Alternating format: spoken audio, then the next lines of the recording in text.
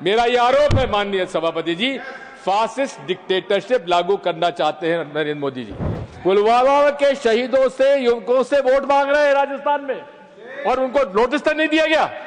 ये क्या पक्षपात नहीं है? अगर बैलेट पेपर से इतना ही विरोध है और ईवीएम से माननीय नरेंद्र मोदी जी को इतना ही प्रेम है, तो मेरा एक ही निवेदन है कि आप, अरे उस वीवीपैट स्लिप को आप डब्बे में गिराते हैं, अरे हमारे हाथ में दे दीजिए, हम हाथ में उसको फोल्ड करके डब्बे में डाल देंगे, उसकी काउंटिंग होना चाहिए, इसमें क्या आपत्ति होना चाहिए? तो ये माननीय प्रधानमंत्री जी लाल किले से कह रहे हैं कि विश्व का सबसे ज्यादा लोकप्रिय एनजीओ आरएसएस है। अरे ये तो बात वही हो गई, ना बात ना खाता ना बही, जो मोदी जी कहे वही सही, अमित शाह जी कहे वही सही। Thank you. Shri Digvijay Singh ji.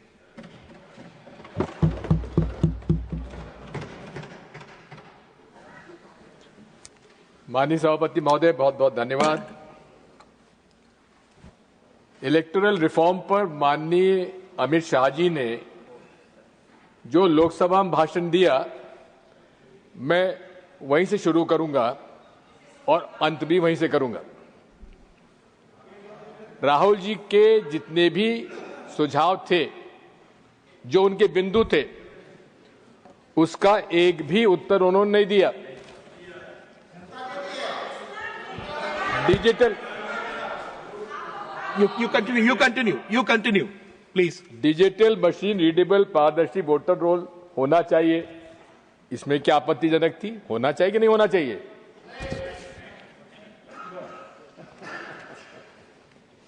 EVM के आर्किटेक्चर की अब ट्रांसपेरेंट ऑडिट होना चाहिए, इसमें क्या आपत्ति है? कोई जवाब नहीं। बीजेपी नेताओं और कार्यकर्ताओं के कई राज्यों में वोट रखने और करने पर कोई जवाब नहीं। माननीय इसी संसद सदस्य, एक भूतपूर्व संसद सदस्य ने दिल्ली में भी वोट डाला और बिहार में वोट डाल दिया एक साल में, उस पर कोई जवाब नहीं। सीजेआई के चयन प्रक्रिया के बारे में कोई जवाब नहीं। इलेक्शन कमीशन के मेंबर्स की इम्यूनिटी के बिंदु पर कोई जवाब नहीं। सीसीटीवी फुटेज न देने के बहाना मना लिया, उस पर कोई जवाब नहीं। और आखिर में उन्होंने कहा कि मैंने रात को, भाषण देने के पहले एक रात को, मैंने माननीय चुनाव आयोग से पूछा तुम्हारे पास कोई सुझाव आया कि नहीं आया।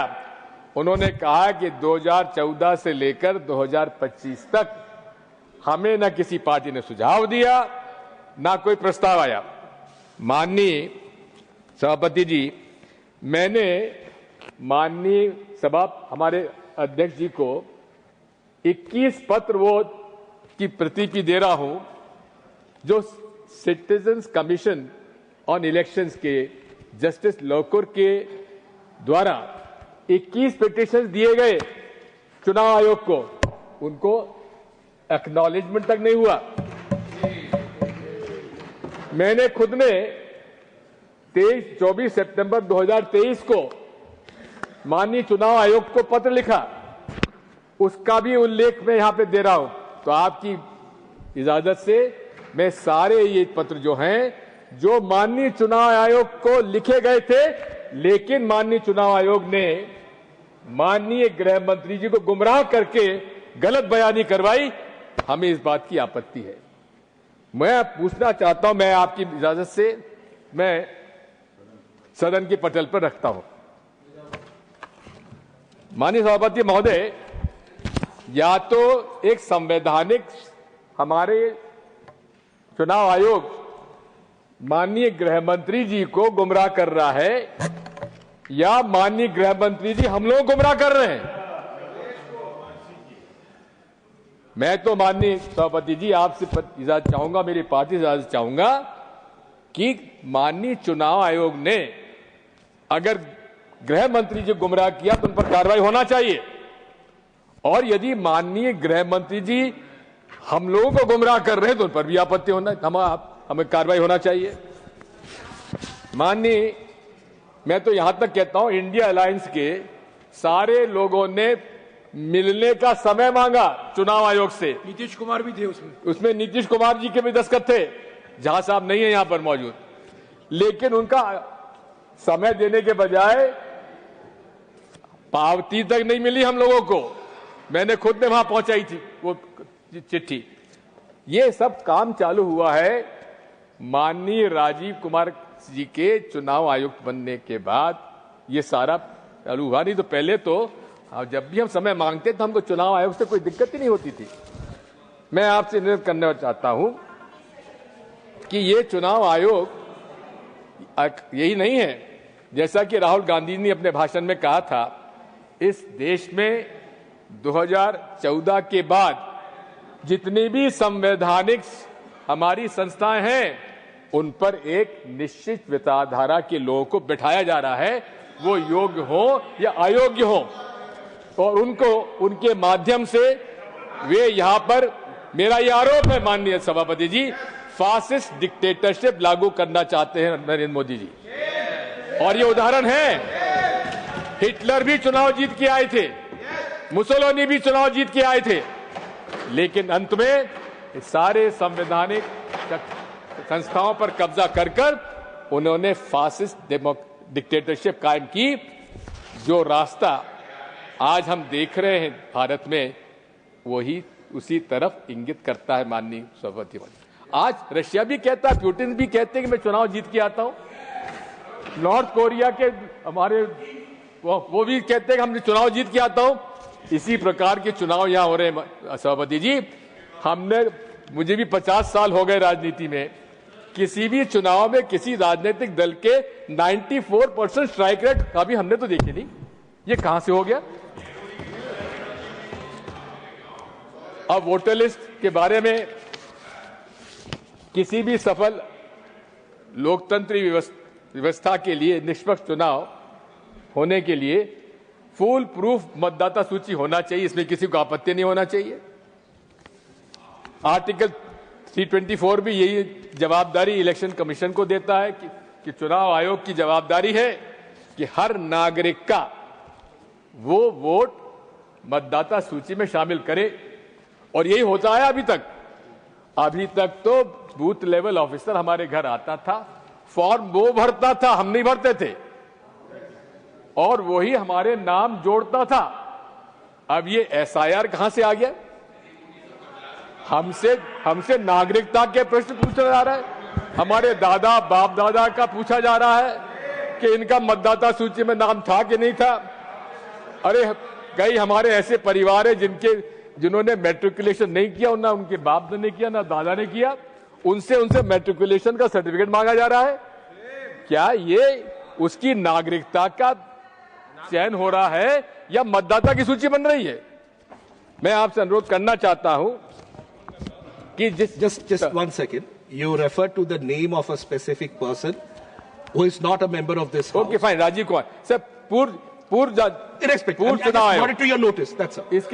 इनके पहले के पूर्व के चुनाव आयोग एक्सेप्टेड सर। समरी रिवीजन का जो इशू है, ये भी मैं समझता हूं इसकी आवश्यकता नहीं है। जब हर साल माननीय चुनाव आयोग एक साल में 4 बार समरी रिवीजन करता है, तो फिर एसआईआर की आवश्यकता क्या है? मैं आपसे निवेदन करना चाहता हूं, अब ये एसआईआर का निर्णय भी किसने लिया ये भी मालूम नहीं है। इसके 2 आरटीआई लगे। आरटीआई एक्ट के अंतर्गत 30951, 30952। अंजलि भारद्वाज हमारा एक सिविल सोसाइटी एक्टिविस्ट है, उन्होंने आरटीआई लगाए। एक आरटीआई लगाया कि भाई 2025 का एसआईआर पूरे प्रांतों में करा जा रहा है, उसका कोई फाइल पर आदेश हुआ है कि नहीं हुआ है। लेकिन उसका जवाब क्या आया सीपीओ का, उनका जो अफसर होते हैं इलेक्शन कमीशन के, कि इस प्रकार का कोई हमारे पास फाइल पर आदेश नहीं है एसआईआर 2025 कराने का। फिर उनका दूसरा था, आपने बिहार में एसआईआर कराने का निर्णय जब लिया तो क्या उसमें आपने कोई इसमें आदेश किया है? फाइल पर कोई आदेश नहीं हुआ। मैं निवेदन करना चाहता हूं कि अब वोट चोरी की बात है, वोट चोरी की बात सामने है, चारों तरफ हमको देख ही रहे। कर्नाटक, हरियाणा, महाराष्ट्र में अनेक प्रमाण राहुल गांधी जी ने दिए। अब ये भी एक चिंता का विषय है कि एक व्यक्ति के 3-3, 4-4 जगह 25-25, 50-50 जगह नाम जुड़े हुए हैं। बड़ी आसानी से डुप्लीकेशन सॉफ्टवेयर के उपयोग से बड़े आप 1 मिनट में सारे नाम पता लगा ले। लेकिन जब ये बात सामने आई तो माननीय चुनाव आयोग को संज्ञान में लेने के बजाय उन्होंने डुप्लीकेशन सॉफ्टवेयर का उपयोग करना ही बंद कर दिया। आखिर ये पक्षपात नहीं तो और क्या है माननीय सभापति महोदय। मैं सुझाव देना चाहता हूं एक, अभी तो क्या है कि जिस दिन चुनाव की घोषणा हुई उसके बाद वोटर लिस्ट उम्मीदवार को दी जाती है, लेकिन प्रिसाइडिंग ऑफिसर को जिस दिन वोटिंग होता है उस दिन अलग लिस्ट दी जाती है जिसको वोटर लिस्ट के अलग मिलती है, जबकि उसके बीच में उस पीरियड में डिलीशन और एडिशन का अधिकार क्यों आपने दिया हुआ है? जिस दिन आपका ये कोड ऑफ कंडक्ट लगता है उसी दिन उसको फ्रीज कर देना चाहिए, मेरा सुझाव है। Model of code of conduct काहे के लिए करते हैं आप? Model of code of conduct का हर पहलू पर आप पक्षपात कर रहे हैं। अब आप बताइए, नरेंद्र मोदी जी, उनका नाम तो मैं ले सकता हूं ना, प्रधानमंत्री जी कर्नाटक में वोट का कहते हैं, कर्नाटक के मतदाता भाइयों और बहनों बजरंगबली का नाम लो और भाजपा को बटन दबा दो। ये model of code of conduct में पूरी सब आता है कि नहीं आता है, आप बताइए। दूसरा, हर भाषण में मुसलमान, शमशान, कब्रिस्तान, हिंदुस्तान, पाकिस्तान, क्या मॉडल कोड ऑफ कंडक्ट में नहीं आता? क्या सेक्शन 123, 125 रिप्रेजेंटेटिव पीपल एक्ट का उल्लंघन नहीं है? पुलवामा के शहीदों से, युवकों से वोट मांग रहे हैं राजस्थान में और उनको नोटिस तक नहीं दिया गया। ये क्या पक्षपात नहीं है? अब पक्षपात दल बदल हुआ महाराष्ट्र में। सामान्य तौर पर जब भी पार्टी का विभाजन होता है तो उस पार्टी के सिंबल को फ्रीज कर दिया जाता है, लेकिन वहां पर शिवसेना का चुनाव चिन्ह शिंदे जी को दे दिया और एनसीपी का चुनाव चिन्ह अजीत पवार साहब को दे दिया। क्या ये पक्षपात नहीं है? आखिर ये अशोक लवासा ने एक डिसेंट नोट लगाया, उनके खिलाफ छापे पड़ गए, उनको इस्तीफा देना पड़ा। इसी प्रकार से जैसा पूर्व वक्ताओं ने कहा है, मेरा आपसे अनुरोध है कि ये डायरेक्ट कैश बेनिफिट ट्रांसफर की योजना के बारे में थोड़ा विचार करना चाहिए। दौरान चुनाव के तेलंगाना, तमिलनाडु में तो चुनाव आयोग ने रोक दिए, लेकिन बिहार में उन्होंने तो यहां तक भी इस बार इतने लोगों को 10 लाख, इतने 10 लाख, इतने लोगों को इस तरह से बांटा है हर वोटिंग के दिन तक। इसमें पूरा इस तरह से एंटी डिफेक्शन लॉ, अरे हमारे विधायकों को तोड़ तोड़कर उन्होंने सरकारें बना ली, एंटी डिफेक्शन लॉ लागू नहीं हुआ। मेरा सुझाव माननीय सभापति जी, जो पार्टी से डिफेक्ट करके जाता है उसको 6 साल तक के लिए चुनाव लड़ने से उसको रोका जाए। मैं रजिस्ट्रेशन ऑफ पॉलिटिकल पार्टीज की भी बात करता हूं। अनरिकॉग्नाइज्ड पार्टीज 2763 है। क्या मजाक बना रखा है? इसको कठोरता से काम करना चाहिए, इसको नहीं रिकॉग्निशन का। मनी पावर, अब मनी पावर का तो हद हो गई है। आप जिस प्रकार से मनी पावर का उपयोग हो रहा है, हम पर झूठ पे वो बात करने की हमको बाध्यता कर पड़ता है। कौन से लोकसभा चुनाव 70 लाख में पूरा हो जाता है? हर मत, जहां तक कि नरेंद्र मोदी जी, अमित शाह जी को भी झूठा प्रमाण पत्र देना पड़ता है कि उनका चुनाव खर्च केवल 70 लाख रुपए में हुआ है। इस पर जो सीलिंग है उसको हटाया जाना चाहिए। मैं तो ये भी कहता हूं कि इस पर सुपर रिच पर टैक्स लगाए जाने की आवश्यकता है और नेशनल इलेक्शन फंड की जरूरत है, जिसका कि बंटवारा जितना परसेंटेज ऑफ वोट जिसके पास आया उसके हिसाब से वितरण कर दिया जाना चाहिए। माननीय ईवीएम के बारे में मैं शुरू से कहता आया हूं और आपसे मैं कहना चाहता हूं कि मैं बैलेट पेपर के पक्ष में हूं, लेकिन साथ में अगर बैलेट पेपर से इतना ही विरोध है और ईवीएम से माननीय नरेंद्र मोदी जी को इतना ही प्रेम है, तो मेरा एक ही निवेदन है कि आप वीवीपैट की स्लिप और ये हमारे तत्कालीन चीफ जस्टिस ऑफ इंडिया का जो voter verifiable paper audit trail की बात है, उसमें उनका निर्णय था कि it is to be to the satisfaction of the voter. अब आप हमको 7 सेकंड के लिए दिखाते हैं, कोई लोग देख पाते हैं, कोई लोग नहीं देख पाते। अरे उस वीवीपैट स्लिप को आप डब्बे में गिराते हैं, अरे हमारे हाथ में दे दीजिए, हम हाथ में उसको फोल्ड करके डब्बे में डाल देंगे, उसकी काउंटिंग होना चाहिए। इसमें क्या आपत्ति होना चाहिए? नीतीश कुमार जी नीतीश कुमार जी ने खुद ने मांगा है इसको। इसी के साथ साथ आप 100% काउंटिंग होना चाहिए। गलत बात कहते हैं कि इसमें बहुत समय लगेगा, बिल्कुल समय नहीं लगेगा। मैंने तो माननीय सभापति जी स्टॉप वॉच से देखा है कि एक जो आखिरी 5 वोट जो बूथ पर काउंटिंग होता है, स्ट्रांग रूम से निकल के काउंटिंग टेबल और काउंटिंग टेबल स्ट्रांग जाने में 47 मिनट लगते हैं। अगर आप ये कहां लिखा हुआ कि 15 टेबल ही काउंटिंग होना चाहिए, 50 टेबल कर दीजिए, आप 7 राउंड के अंदर सारा पूरा हो जाएगा, 7 घंटे के अंदर पूरी आपकी काउंटिंग पूरा हो जाएगा। माननीय सभापति महोदय, 1 नेशन 1 इलेक्शन, ये हमारे फेडरल स्ट्रक्चर का अपमान है। ये भारत विविधता में एकता, ये भारत की शक्ति है, और 1 नेशन 1 इलेक्शन से आप उसको तबाह करने जा रहे हैं और ये फासिस्ट डिक्टेटरशिप का एक रास्ता खोल रहे हैं। मैं डिलिमिटेशन के बारे में भी कहना चाहता हूं। उत्तर भारत और दक्षिण भारत के जो जनसंख्या अनुपात में फर्क है, उस पर हमको उसके आधार पर नहीं होना चाहिए। डिलिमिटेशन जनसंख्या के आधार पर नहीं होना चाहिए। मौजूदा अनुपात जो दक्षिण भारत की सीट से और उत्तर भारत की सीट से, उस अनुपात से ही डिलिमिटेशन होना चाहिए। अंत में माननीय सभापति महोदय, मैंने आपसे अनुरोध किया था कि मैं माननीय अमित शाह जी के भाषण से समाप्त करूंगा, इसलिए मुझे 2 मिनट का समय दे दीजिए। वैसे मेरे पास अभी 1.5 मिनट है। पहली बात तो यह है कि आरएसएस एनजीओ पंजीकृत है कि नहीं है? नहीं है। तो ये माननीय प्रधानमंत्री जी लाल किले से कह रहे हैं कि विश्व का सबसे ज्यादा लोकप्रिय एनजीओ आरएसएस है। उस पर कोई कानून लागू नहीं होता, क्योंकि पंजीकृत नहीं है, ना तो उसकी सदस्यता है, ना खाता है। अरे गुरु तक, अरे ये तो बात वही हो गई, ना खाता ना बही। जो मोदी जी कहे वही सही, अमित शाह जी कहे वही सही। मैं अनुरोध करना चाहता हूं कि उनकी गुरु दक्षिणा आती है करोड़ों रुपए में, आती है कि नहीं आती है? घनश्याम तिवारी जी आप बताइए, आप देते हैं? हाँ। अरे वो किस खाते में जाती है Tiwari ji?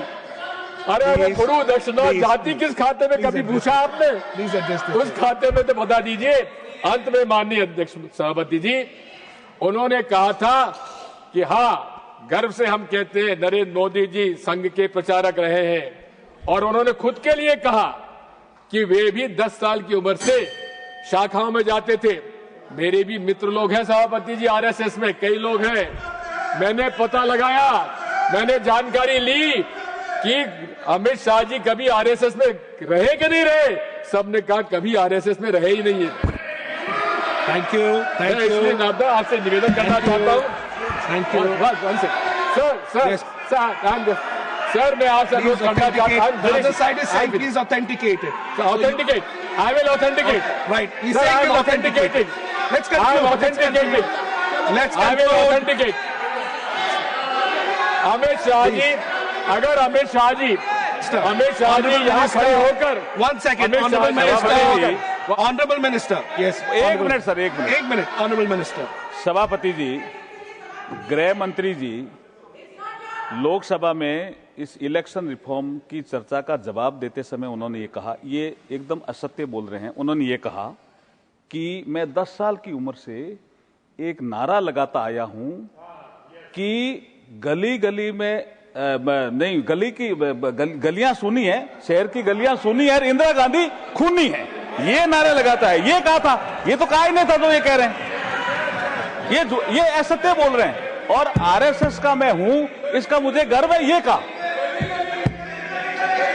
Okay, please conclude, please conclude. शहर की गलियां सुनी है और इंदिरा गांधी खूनी है, ये नारे लगाए अमित शाह जी ने कहा। मैं 10 साल की उम्र से लगा रहा हूं। Please conclude, please conclude.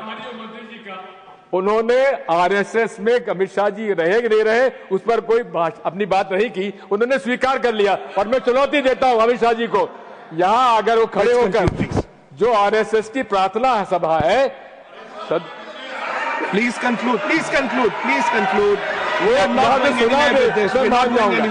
Sir अंत में मैं आपसे कहना चाहता हूं, He's concluding. I am concluding sir, I am concluding sir, I am concluding sir, Please conclude. I'm coming to you. Coming to you. Please conclude. Honorable member, please conclude. Sir, I am concluding. Yes. Thank you. Yes, please. Honorable Minister. Everybody, सब लोग बैठ जाए. Honorable Minister. जो एक बार भी RSS की शाखा में जाता है और ध्वज प्रणाम कर लेता है, वो आरएसएस का सदस्य होता है। यही उन्होंने कहा कि मुझे गर्व है कि मैं आरएसएस का सदस्य हूं, यही कहा उन्होंने। Thank you. We move on. You have concluded. Sir, एक हम बचपन में कथा सुना करते थे कि एक राक्षस हुआ करता था, उस राक्षस की जान प्राण जो है तोते में रहा करती थी। अब वो तोता कर प्राण में, राक्षस का प्राण तोते में रहता था। माननीय सभापति महोदय, ये भाजपा के प्राण भी ईवीएम में है। धन्यवाद। Thank you.